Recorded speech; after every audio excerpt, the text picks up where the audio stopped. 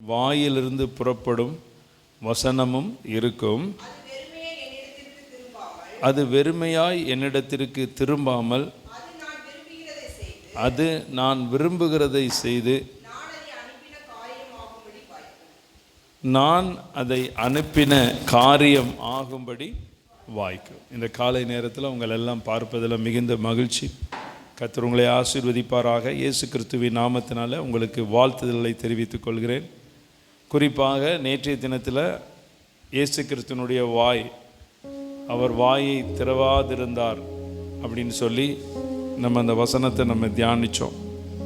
ஏசாயா 53ஆம் அதிகாரத்தில் உள்ள 7வது வசனத்தின்படி தம்முடைய வாயை அவர் திறக்கவில்லை, அவர் தம்முடைய வாயை திறவாதிருந்தார் அப்படின்னு சொல்லி சிலுவையில் அவர் ஒப்பு கொடுக்கப்பட்ட பொழுது அந்த வாயை திறவாதபடி இருந்தார். ஆனால் அவருடைய வாயிலிருந்து புறப்படும் வசனம் ஏசாயா தீர்க்கதரிசியின் புஸ்தகத்தில் சொல்லப்பட்டிருக்குது. என்ன காரியம் ஆகும்படி அது அனுப்பப்படுகிறதோ அந்த காரியம் ஆகும்படி அது வாய்க்கும். அது நான் விரும்புகிறத செய்து. அதுதான் ரொம்ப முக்கியம். இன்றைக்கி உங்கள் வாழ்க்கையில் கர்த்தர் விரும்புகிறதெல்லாம் செய்யணும். அல்லேலூயா. உங்களுக்குன்னு சில விருப்பமெல்லாம் இருக்கும். உங்கள் வாழ்க்கையில் சில விருப்பங்கள் இருக்கும், சில வேண்டுதல் இருக்கும், சில காரியங்களை நீங்கள் எதிர்பார்த்து கொண்டு இருக்கலாம்.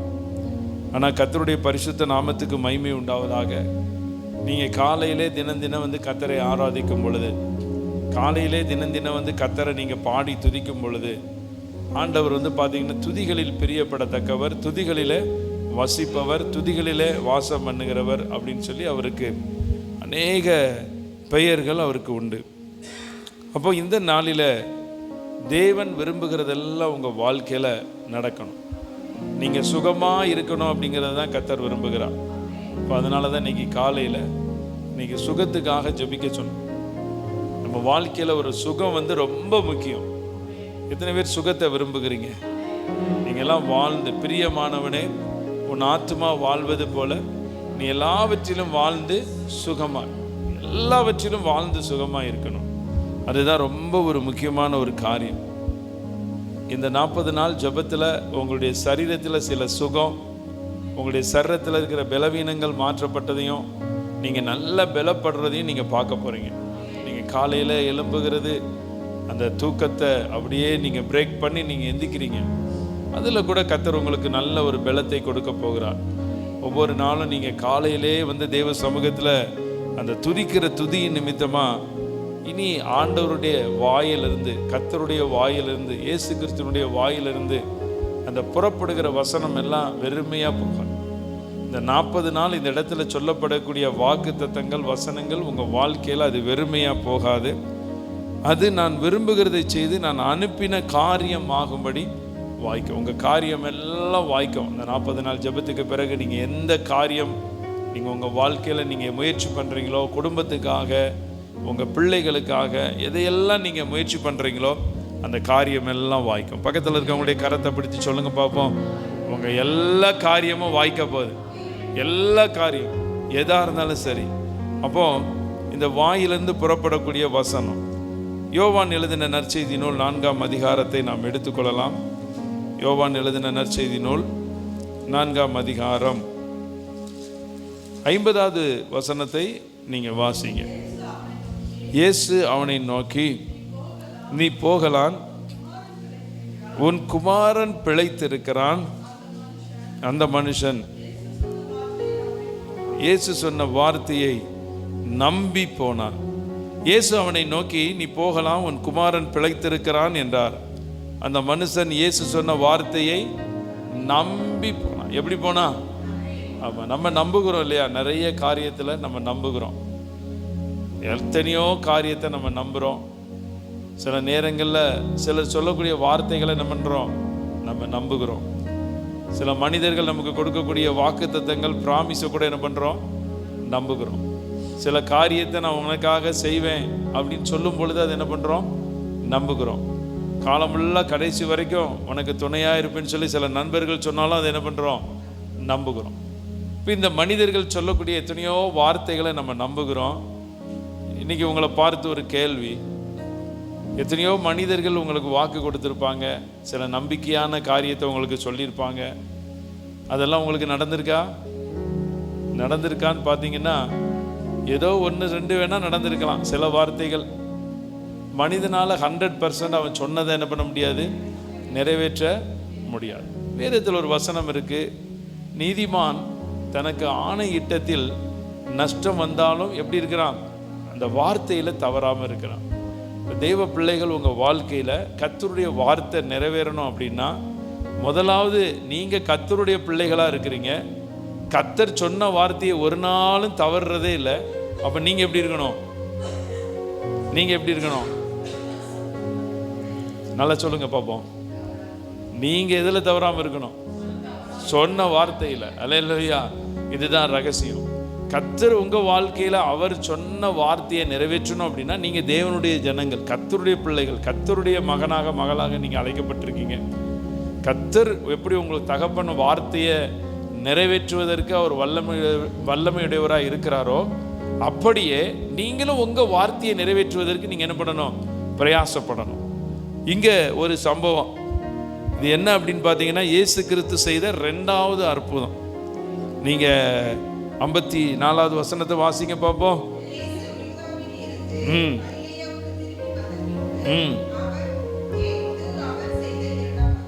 இயேசு யூதாவேயில் இருந்து கலிலேயாவுக்கு திரும்பி வந்த பின்பு அவர் செய்த 2வது அற்புதம். முதல் அற்புதம் கானாவூர் கல்யாணம், 2வது அற்புதம் ஆண்டவராகிய இயேசு கிறிஸ்து இந்த ராஜாவின் மனுஷனுடைய மகனுக்கு செஞ்சது.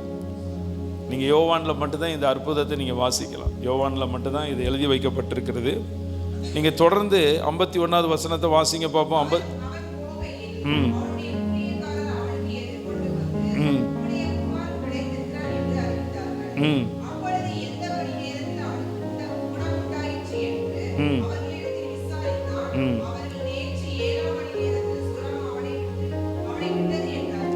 உன் குமாரன்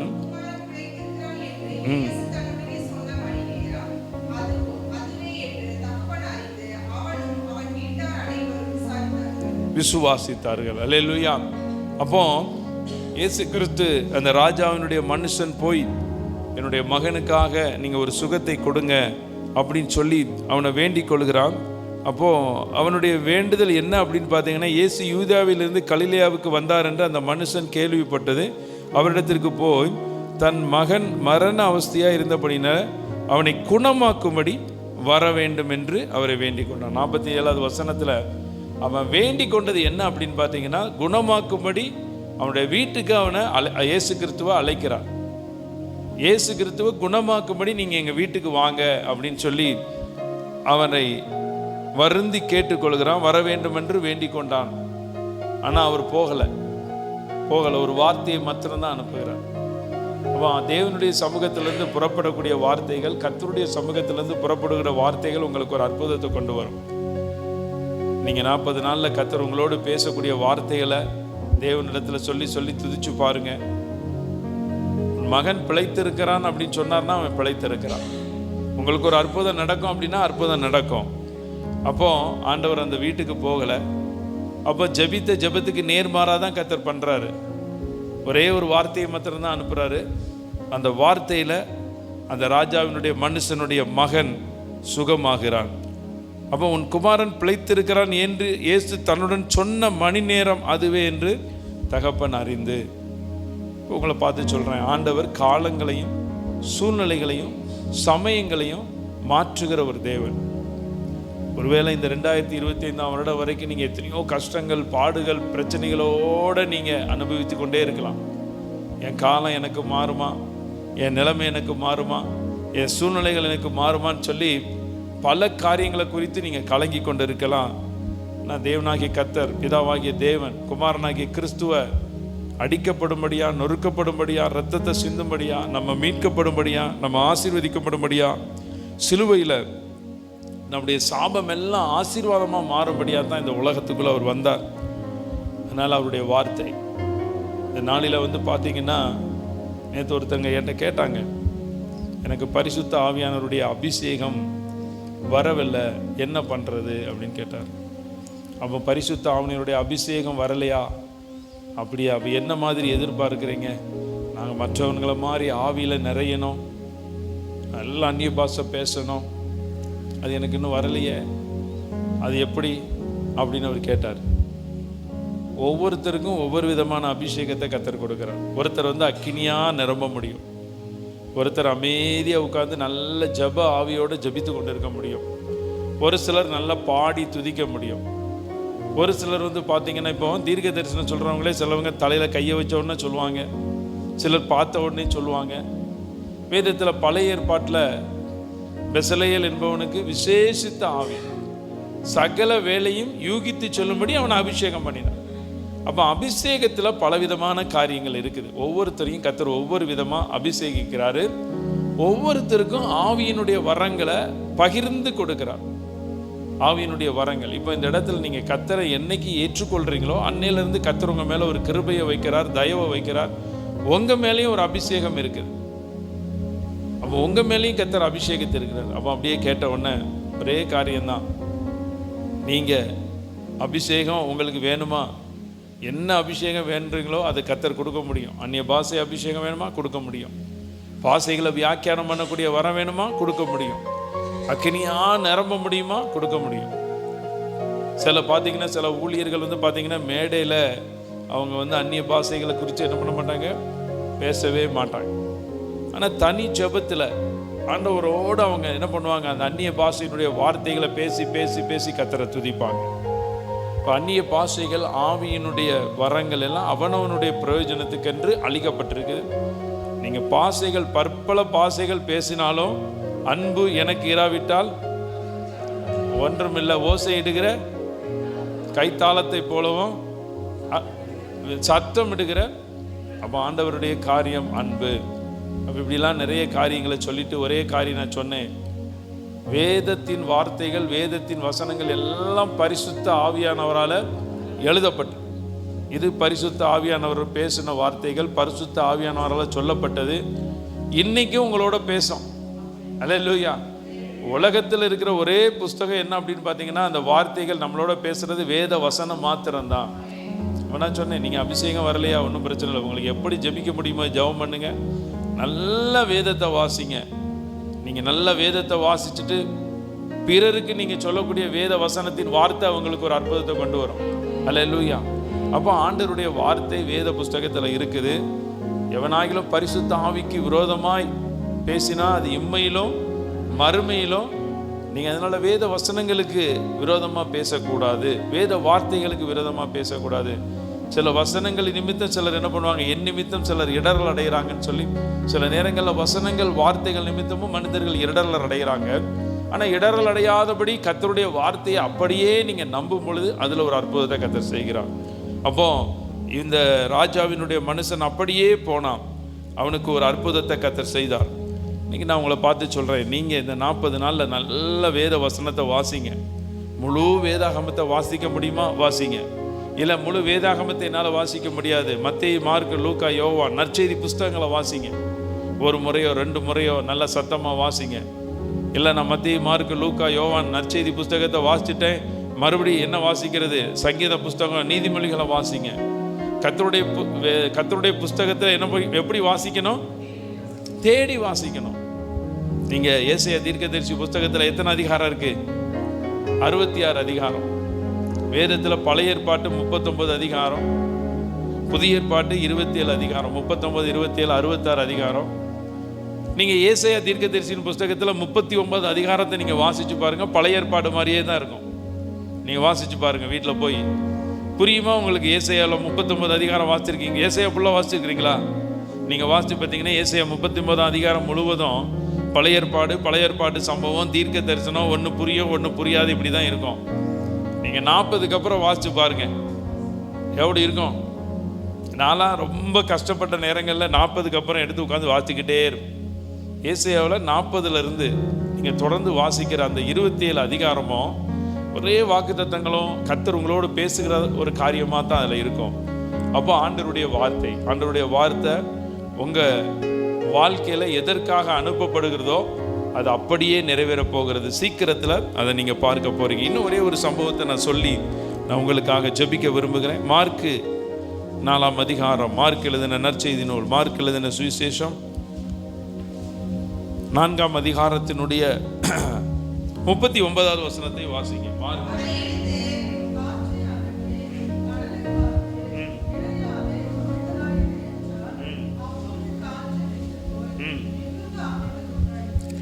அவர் எழுந்து காற்றை அதட்டி கடலை பார்த்து, இறையாதே, அமைதலாயிரு என்றார். அப்பொழுது காற்று நின்று போய் மிகுந்த அமைதல் உண்டாயிற்று. இந்த சம்பவம் உங்களுக்கு ஏற்கனவே தெரியும். நீங்கள்லாம் அதை பலமுறை படிச்சிருக்கிறீங்க, பலமுறை இதை கேட்டிருக்கிறீங்க. இதில் ஒரே ஒரு காரியம்தான். 37வது வசனத்தை வாசிக்கும் பொழுது, பலத்த சுழல் காற்று உண்டாகி படவு நிரம்பத்தக்கதாக அலைகள் அதன் மேல் மோதிற்று. கப்பலின் பின்னியத்தில் அவர் தலையணியை வைத்து நித்திரையாயிருந்தார். அவர்கள் அவரை எழுப்பி, போதகரே, நாங்கள் மடிந்து போகிறது உங்களுக்கு கவலை இல்லையா என்றார்.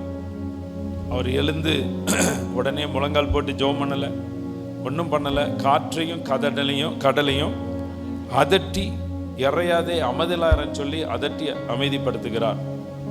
உங்கள் வாயில வேத வசனங்கள், வார்த்தைகள் எப்போவுமே நிறைஞ்சிருந்தீங்கன்னா, நீங்கள் விசுவாசத்தில் சொல்லக்கூடிய வார்த்தை உங்கள் வாழ்க்கையில் இப்படிப்பட்ட கடல் அலைகள் போல எழும்பலாம். பிரச்சனைகள் எழும்பலாம், போராட்டம் எழும்பலாம், எது வேணாலும் எழும்பிட்டு போகலாம். காற்று எழும்பலாம், கடல் இறையலாம். ஆனால் தேவனுடைய வார்த்தை உங்கள் வாழ்க்கையில் உங்கள் வாயில் இருந்தாச்சுன்னா போதும், நீங்கள் அதட்டுகிறது அமைதியாக மாறும். எத்தனை பேர் வேத வசனத்தை சொல்லி உரிமையாக ஜெபிச்சிருக்கிறீங்க? வேத வசனங்களை நீங்கள் வேத வசனத்தை நீங்கள் உரிமை பாராட்டணும். இந்த வாக்குத்தத்தை எனக்கு சொன்னது, இந்த வேத வசனம் எனக்கு சொல்லப்பட்டது. கிறிஸ்து இயேசுக்குள் கர்த்தருடைய வசனங்கள், வாக்குத்தத்தங்கள் எல்லாம் ஆம் என்றும் ஆமேன் என்றும். இப்பவும் அநேகர் சொல்றாங்க கர்த்தருடைய வாக்குத்தத்தம், அந்த கர்த்தருடைய வசனம் எல்லாம் இஸ்ரவேல் ஜனங்களுக்கு சொல்லப்பட்டது அப்படின்னு சொல்லி. ஆனால் அது அப்படி அல்ல. என்னைக்கு இயேசு கிறிஸ்துவை நம்ம சொந்த இரட்சகராக நம்ம ஏற்றுக்கொள்கிறோமோ, இயேசு கிறிஸ்துவனுடைய இரத்தத்தினால நம்முடைய பாவங்கள் கழுவப்படுதோ, இயேசு கிறிஸ்து தான் இந்த உலகத்துக்குள்ளே வரப்போறாருன்னு சொல்லி நம்ம விசுவாசிக்கிறோமோ, அப்போவே நம்ம அவருடைய சொந்த பிள்ளைகளாய் நம்ம மாறுகிறோம். ஆபிரகாமின் நிமித்தம், இயேசு கிறிஸ்துவின் நிமித்தம் அந்த வாக்குத்தத்தங்கள்லாம் நமக்கு சொந்தமானது. அப்போ இந்த நாளில் நீங்கள் அதிகமாக வேத வசனங்களை சொல்லி நீங்கள் ஆண்டவருடைய வார்த்தை, அவருடைய வாயிலிருந்து புறப்பட்ட வார்த்தை தான் இன்றைக்கி வேத வசனமாக இருக்குது. இந்த வார்த்தையெல்லாம் நீங்கள் சொல்லி ஜெபம் பண்ணு. ரொம்ப எளிதாக நீங்கள் ஜெபம் பண்ணலாம். பல மணி நேரம் ஜெபம் பண்ணலாம். ஒரு வேத பகுதியை நீங்கள் எடுத்துட்டு, காற்றை பார்த்து கடலை பார்த்து இறையாதே, அமைதலாயிருன்னு சொன்னாரே, அவ்வளோதான். இந்த வசனத்தை எடுத்து நீங்கள் உங்கள் காரியத்தை சொல்லி, எனக்கு விரோதமாக எழும்புகிற காற்று அமர்ந்து போவதாக, கடல் அலைகள் இறையாதபடி அமைதியாவதாகன்னு சொல்லி நீங்கள் வசனத்தை சொல்லி ஜெபம் பண்ணு பாருங்க. அந்த வார்த்தைகள் எல்லாம் அப்படியே அது நிறைவேறும். அதனால ஆண்டவருடைய வாயிலிருந்து புறப்படக்கூடிய வார்த்தைகள், ஆசாரியருடைய வாயிலிருந்து புறப்படக்கூடிய வார்த்தைகள், தேவ பிள்ளைகளுடைய வாயிலிருந்து புறப்படக்கூடிய வார்த்தைகள், உங்க வாயிலிருந்து புறப்படக்கூடிய வார்த்தை ரொம்ப முக்கியம். 1000 பிரச்சனை உங்களுக்கு இருக்கலாம், எத்தனையோ கவலை உங்களுக்கு இருக்கலாம், எத்தனையோ சூழ்நிலை உங்களுக்கு மோசமா இருக்கலாம். ஆனா உங்ககிட்ட யாராவது ஒருத்தர் வந்து ஏதோ ஒரு காரியத்துக்காக ஜெபிக்க சொல்றாங்களா, ஒரு ஆலோசனை கேட்குறாங்களா, நீங்க கர்த்தரை நம்பி நீங்க விசுவாசமா சொல்லிட வேண்டியது உங்க வேலை. நடத்தி கொடுக்கிறது கர்த்தருடைய காரியம், நடத்தி கொடுக்கிறது கர்த்தருடைய காரியம். அதனால தேவ பிள்ளைகள் யார் உங்கள்கிட்ட வந்து கேட்டாலும் கர்த்தரால செய்ய முடியும், கர்த்தரால நடத்த முடியும் சொல்லிக்கொண்டே இருங்க. அவர் தயாளனா இருக்கிறார். நம்ம எல்லாரும் கண்களை மூடுவோம். நான் உங்களுக்காக விசேஷமா ஜெபம் பண்ண போறேன். இன்று இந்த மாதத்திலே, இந்த மார்ச் மாதம்,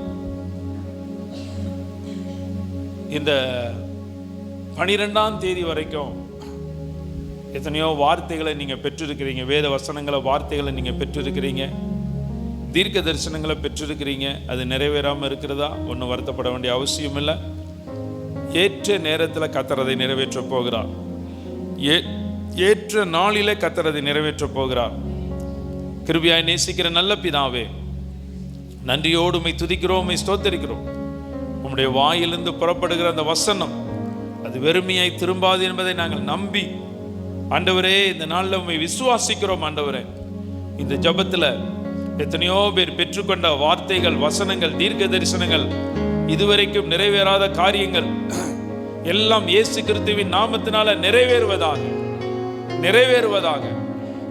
ஆண்டவரே, ராஜாவினுடைய மனுஷனுடைய அந்த மகனுக்கு உம்முடைய வார்த்தையை நம்பி போன பொழுது ஒரு அற்புதம் நடந்துச்சு. இந்த தேவ பிள்ளைகள் உம்முடைய ஆலயத்திலிருந்து பெற்றுக்கொள்ளக்கூடிய வேத வசனங்கள், வார்த்தைகள் எதெல்லாம் உண்டோ அதை நம்பி போகும் பொழுதே வீட்டுக்குள்ள ஒரு அற்புதம் நடக்கட்டும், ஒரு வீட்டுக்குள்ள ஒரு அதிசயம் நடக்கட்டும், அவங்க குடும்பத்தில் ஒரு மிகப்பெரிய நன்மை உண்டாகட்டும். தேவரே, நீர் சகலத்தையும் செய்ய வல்லவர். நீர் செய்ய நினைத்த காரியங்கள் ஒன்றும் தடைபடாது. கர்த்தாவே, நீர் இப்படிப்பட்ட நன்மைகளை செய்து இவர்களை ஆசீர்வதிங்க. இயேசு கிறிஸ்து மூலமாய் ஜெபிக்கிறோம் நல்ல பிதாவே, ஆமென், ஆமென். சேர்ந்து சொல்லுவோம். என் ஆத்துமாவே கர்த்தரை ஸ்தோத்தரி, என் முழுமையுடைய பரிசுத்த நாமத்தை ஸ்தோத்தரி. என் ஆத்துமாவே கர்த்தரை ஸ்தோத்தரி, கர்த்தர் செய்த சகல உபகாரங்களை மறவாதே. ஆமென், ஆமென். அல்லேலூயா, அல்லேலூயா. கர்த்தர் உங்களை ஆசீர்வதிப்பாராக. புதன்கிழமை உபவாச ஜெபம் உண்டு, அதில் கலந்து கொள்ள உங்களை அன்போடு அழைக்கிறேன். ஆமென், ஸ்தோத்திரம்.